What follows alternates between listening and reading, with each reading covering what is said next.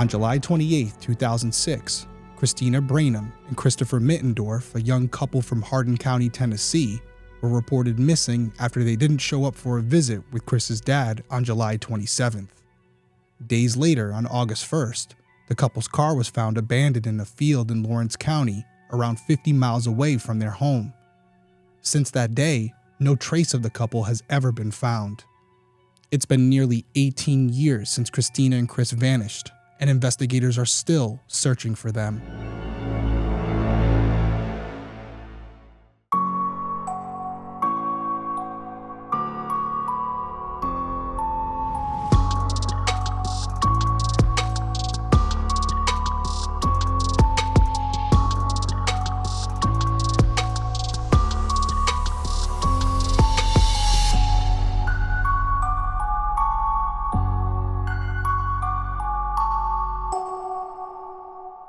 Hey everyone, welcome back to Detective Perspective. My name is Derrick Levasseur. I'm a licensed private investigator and former police detective. And each week I'll be covering an unsolved case in story format. I'll then give you my perspective on the investigation and provide contact information for the individuals or organizations connected to the case so that if you have any tips, you can contact them directly and maybe you'll help solve a case. So if you're someone who's interested in true crime, specifically unsolved cases, and you would like to hear my opinion on those investigations, please consider subscribing whether you're watching on YouTube or listening on Apple Podcasts, Spotify, whatever platform you use. We'd love to have you. All right, so tonight we're going to be covering the disappearance of Kristina Branum and Christopher Mittendorf. This case is a little different than other cases we've done. There's a lot of mystery around the cases that I usually cover. This one, as we go through it, it is a mysterious case, but it does seem like the popular opinion around town and amongst family members and some friends is that something bad happened to Chris and Kristina, and they may know the motive behind it. Now, it's all speculation, it's all rumors, but based on what we're going to go through, I think a lot of people are going to come to the conclusion that something involving past behavior may have come back to bite Kristina and Christopher.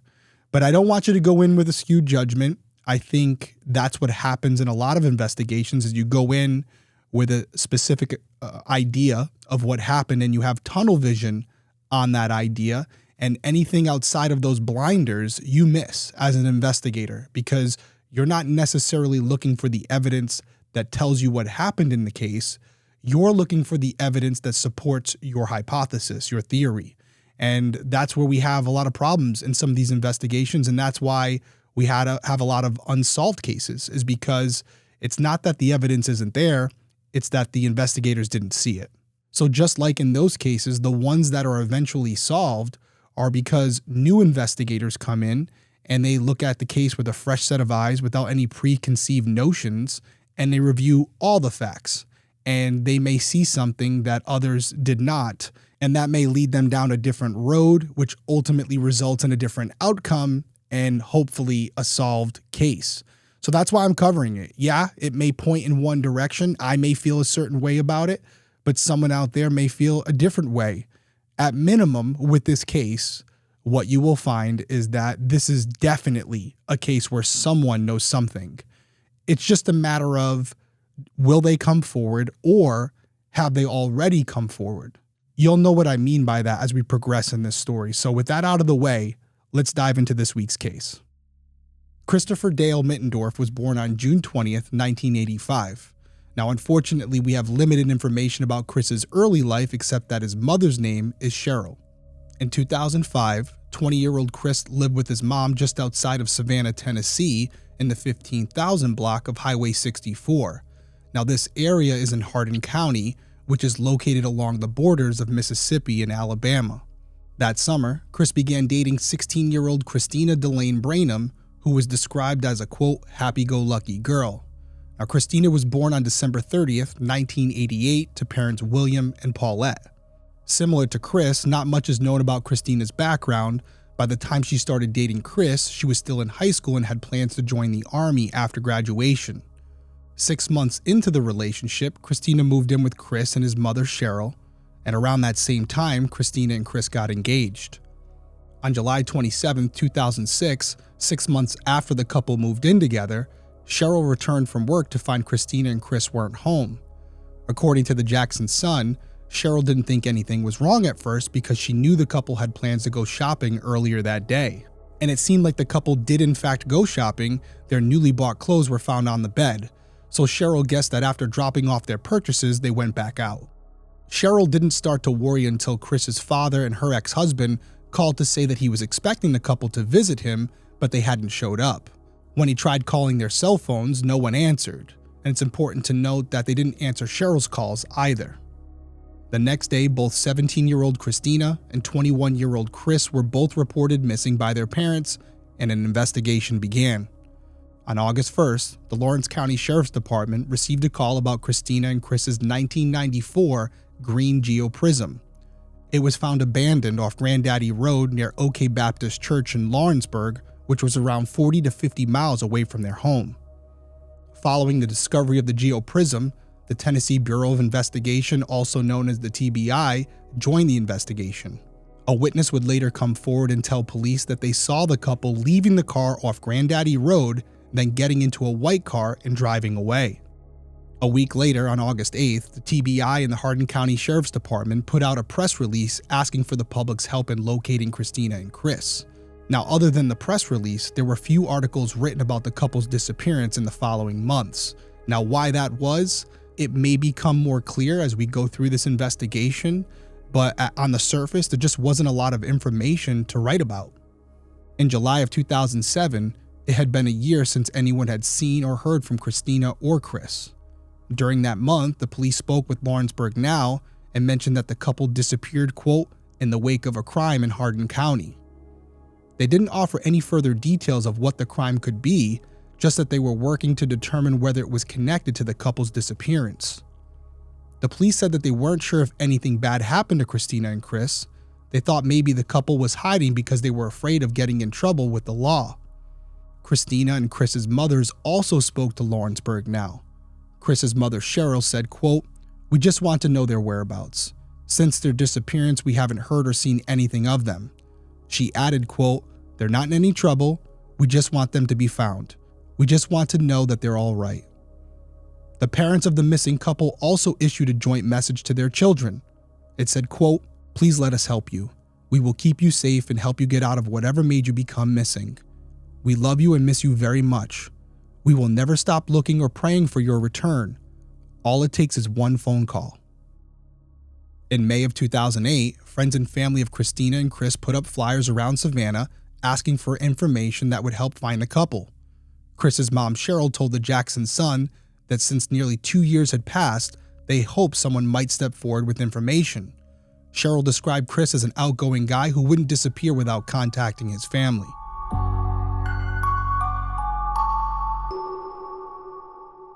Okay, let's take a quick break from the case to talk about this week's sponsor, Miracle Made. Did you know that your temperature at night can have one of the greatest impacts on your sleep quality? If you wake up too hot or too cold, I highly recommend that you check out Miracle Made's bed sheets. Inspired by NASA, Miracle Made uses silver-infused fabrics and makes temperature-regulating bedding so you can sleep at a perfect temperature all night long. So like I was just saying, these sheets have a lot of science behind them. Using silver-infused fabrics, which is inspired by NASA, these sheets are thermal regulating and designed to keep you at a perfect temperature all night long so you get a better sleep every night. Not only are these sheets temperature regulating, but they're also self-cleaning. Because they're infused with silver, they prevent up to 99.7% of bacterial growth, leaving them to stay cleaner and fresh 3 times longer than other sheets. And it's not just about science and technology, it's also about quality and comfort, especially when it comes to your sheets, and Miracle Sheets are no exception. They're luxuriously comfortable without the high price tag as other luxury brands, and they feel just as nice, if not nicer, than the sheets that are used in 5-star hotels. These sheets are literally designed for your skin, so stop sleeping on bacteria because, as we all know, bacteria can clog your pores, causing breakouts and acne, and no one wants that. So sleep clean with Miracle. Go to trymiracle.com/detective to try Miracle Made sheets today. And whether you're buying them for yourself or as a gift for a loved one, if you order today, you can save over 40%. And if you use my promo code DETECTIVE at checkout, you'll get 3 free towels and save an extra 20%. And Miracle is so confident in their product that it's backed with a 30-day money-back guarantee, so if you aren't 100% satisfied, you'll get a full refund. So upgrade your sleep with Miracle Made today. Just go to trymiracle.com/detective to claim your free 3-piece towel set and save over 40%. Once again, that's trymiracle.com/detective to go treat yourself. Thank you again to Miracle Made for sponsoring this week's episode.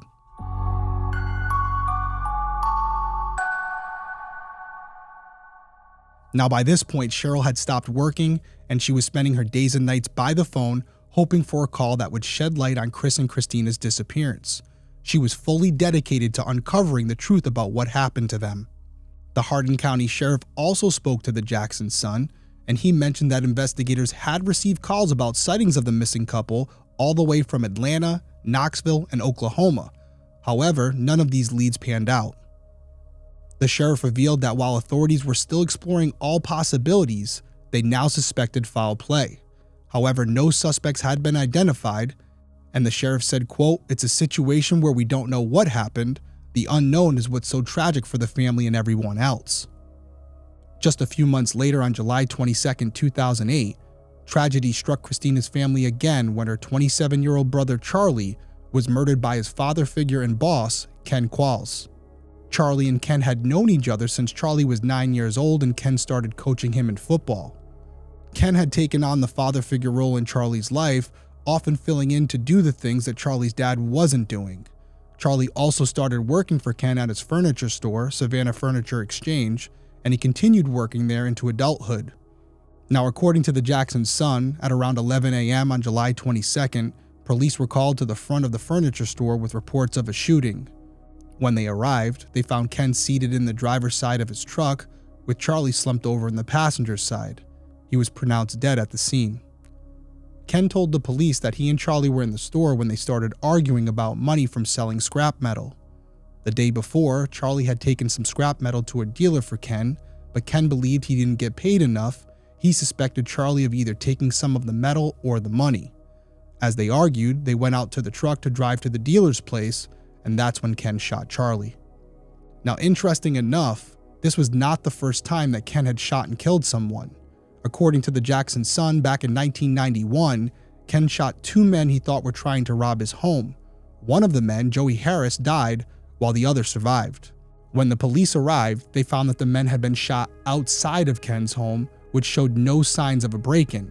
They further learned that Ken was under the influence of alcohol, marijuana, and Valium. Ken later went to trial for second-degree murder, but was acquitted because the jury thought he acted in self-defense.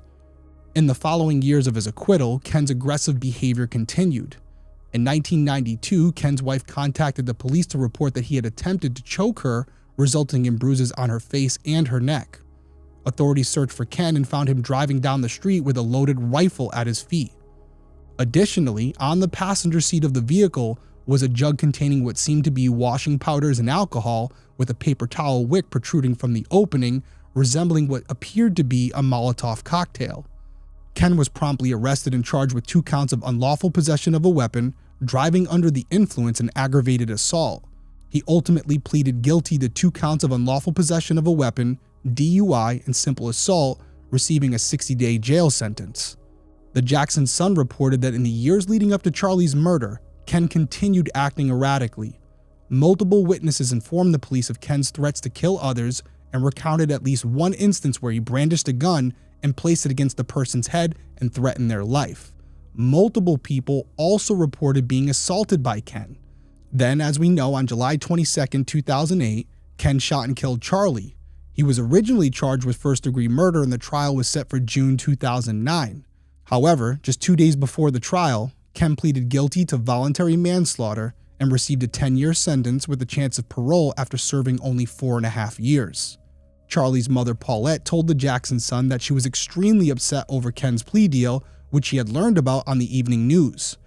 She had been prepared for trial and hoped to see Ken imprisoned for life, which would have been a possibility if he was found guilty of first-degree murder. Now, authorities explained to the Jackson's son that several factors led to the plea deal. Since Charlie and Ken knew each other well and had been arguing over alleged stolen property, the jury might have seen the shooting as provoked. Additionally, Ken's previous acquittal and his status as a prominent businessman raised concerns that he might be acquitted again if the case went to trial. With the plea deal, they ensured a longer sentence for Ken compared to what he might have received if convicted of voluntary manslaughter at trial. Paulette shared with the Jackson Sun that Ken apologized to her after the shooting and said he found out that Charlie had not stolen from him. Paulette told the Sun that she had never seen Ken angry before and was shocked by his actions. She speculated that he might have been under a lot of stress and just snapped. And although she forgave Ken, she couldn't shake the hatred she felt for him, knowing he had been the one who had taken her son's life. So now we have a situation where Paulette is without two of her children, Charlie and Kristina, and I bring up the Charlie-Ken situation not only because that in and of itself is horrific to think that a young man lost his life for something he didn't even do, he didn't steal the medal or the money, but to show a pattern of behavior with Ken, to show a history of violence, criminal activity, the willingness to not only threaten someone's life, but to actually take it 2 times. So when I talked at the top of the show, I talk about having those blinders on, that tunnel vision, and looking at one specific theory because the evidence points that way. Well, it's important to look out at outside factors as even if they're not really the best scenario that's being presented so far, but to look at outside circumstances, to look at the people that were surrounded by our 2 victims and to think, is there a possibility that this individual who has a history of violence, could they somehow be connected to their disappearance? Now, I want to go on record and say that Ken has never been publicly named as a suspect in Kristina and Chris's disappearance, but it is important to still mention it, I think, as far as when we're trying to figure out what actually happened and who could be responsible for this. So that being said, I want to keep it in your heads. I don't think it's something that we should focus all our attention on, but it is a variable that should be considered. And I really hope that at the time I'm going to assume for this conversation that they did look into Ken. And for all we know, there was some type of exculpatory evidence that ruled him out as a suspect.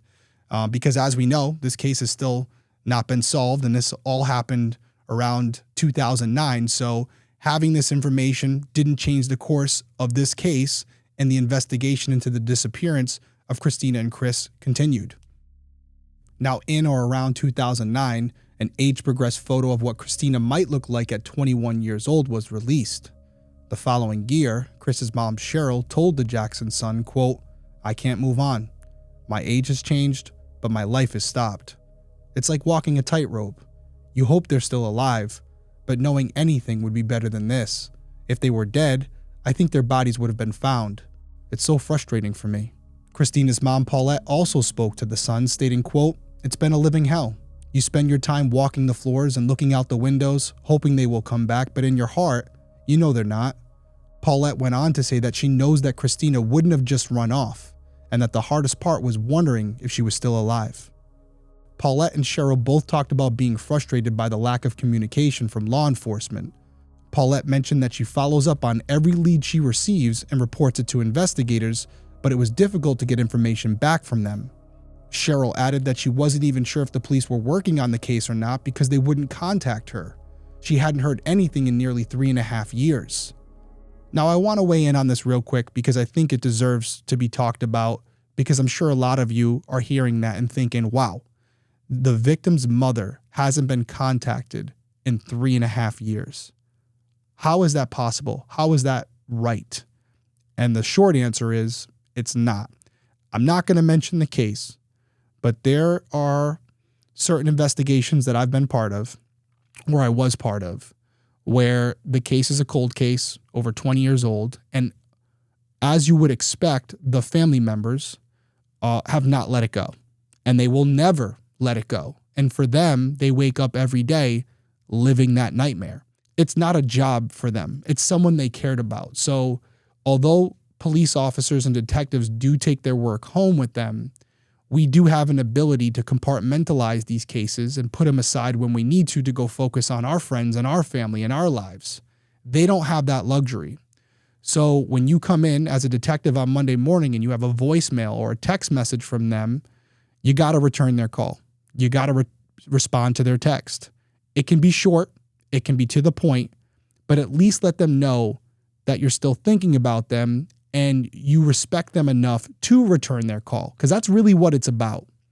And I don't understand for the life of me, regardless of quote unquote how annoying some of these family members can be. And I put that in air quotes because, again, I'm putting this in the context of a detective having to work thousands of cases.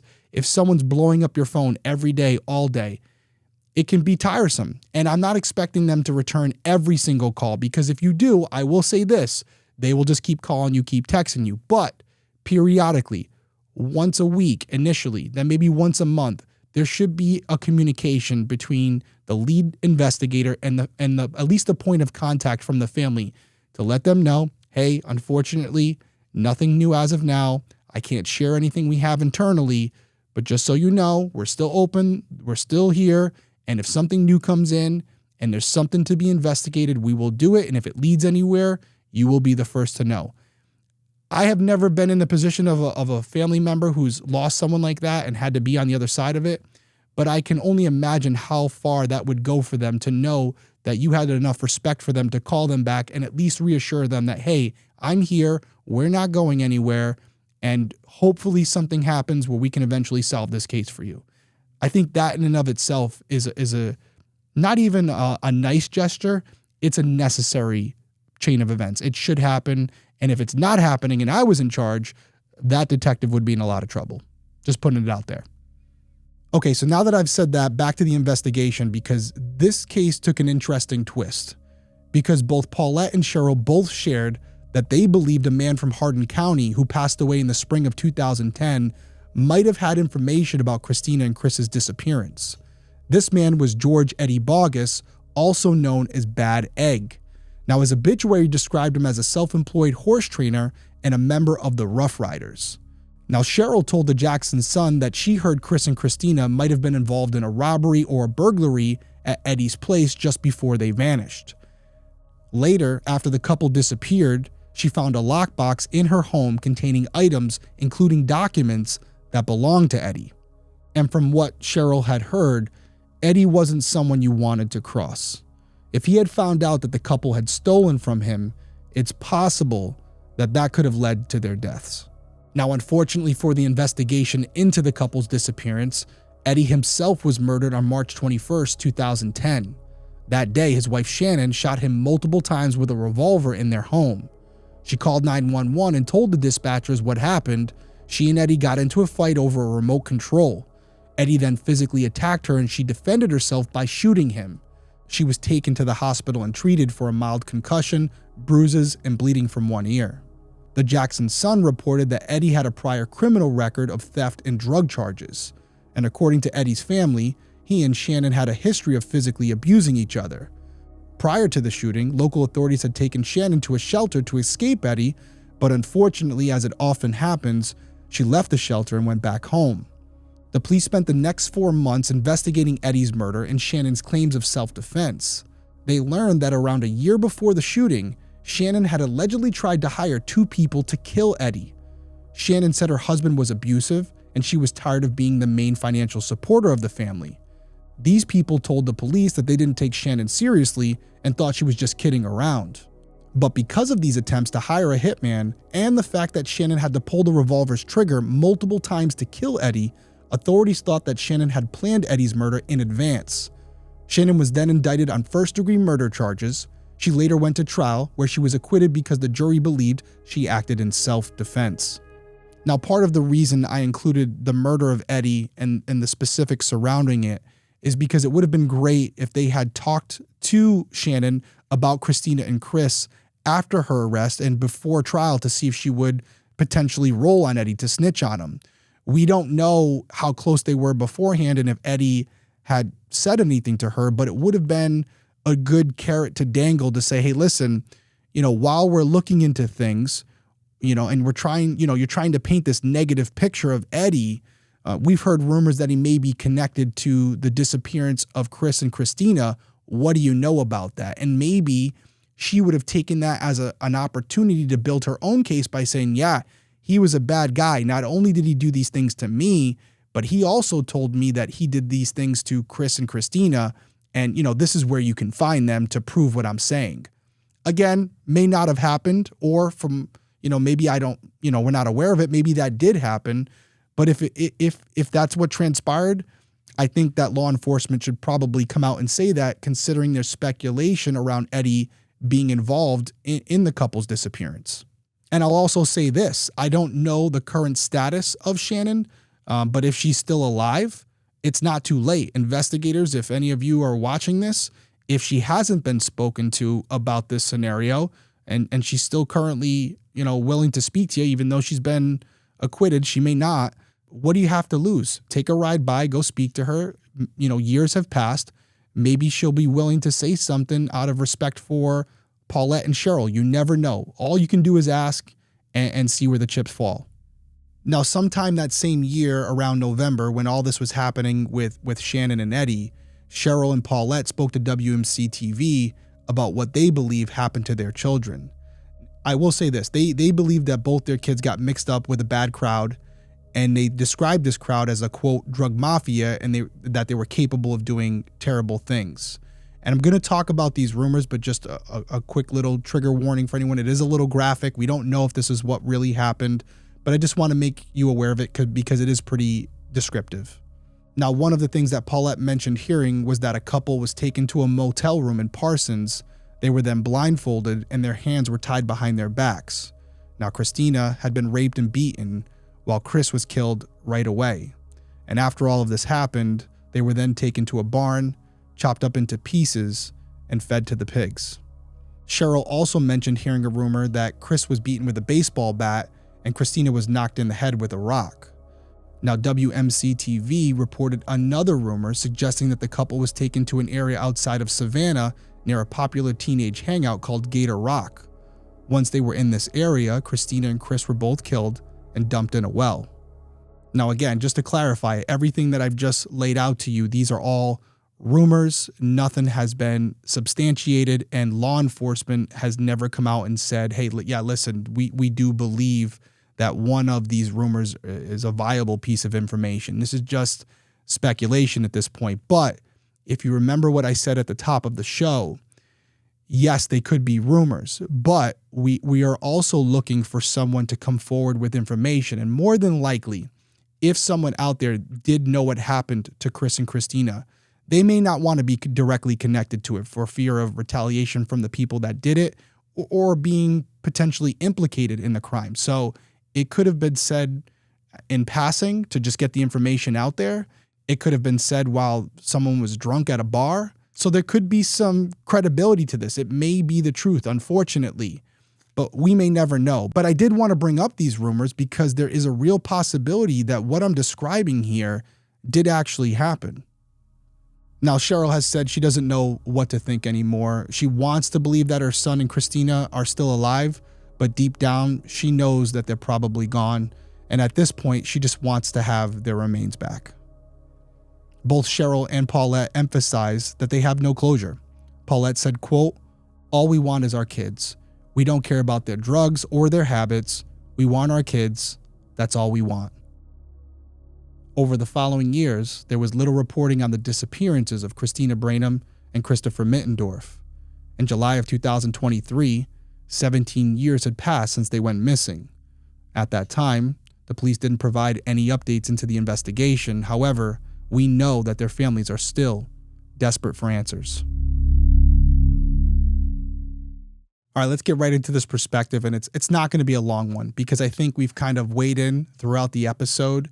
And as I had said at the top of the show, I think a lot of you are going to leave this episode feeling similar to the way their parents feel. And I'll just come right out and say I feel the same way as well. I don't know who directly was involved with this. I think that this is a smaller community, and more than likely there are individuals within that community who knew what Chris and Kristina were up to. There probably was some drug activity. There may have been some robberies and burglaries as well. They may have been in multiple different criminal acts at the time, and they may have made a few different enemies.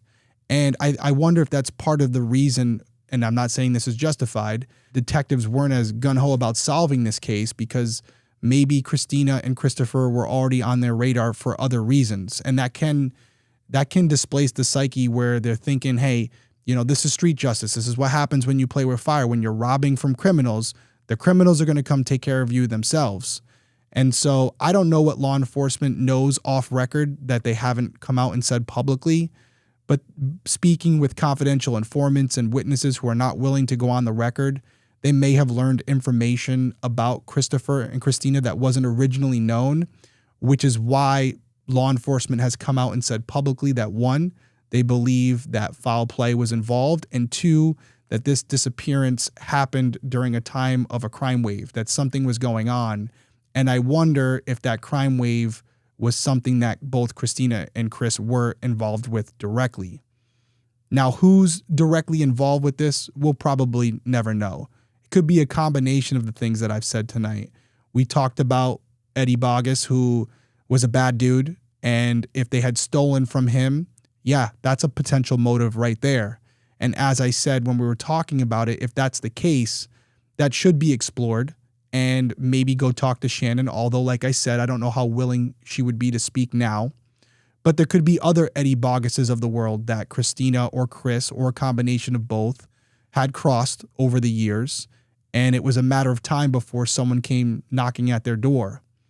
Now, how the crime actually went down, your guess is as good as mine. It sounds like maybe while they were out that day in a public area, one of their enemies spotted them and maybe confronted them, or waited till they went home and, they're at home dropping off their belongings, and all of a sudden some people show up knocking at their door, and they're probably in possession of guns or knives or a combination of both.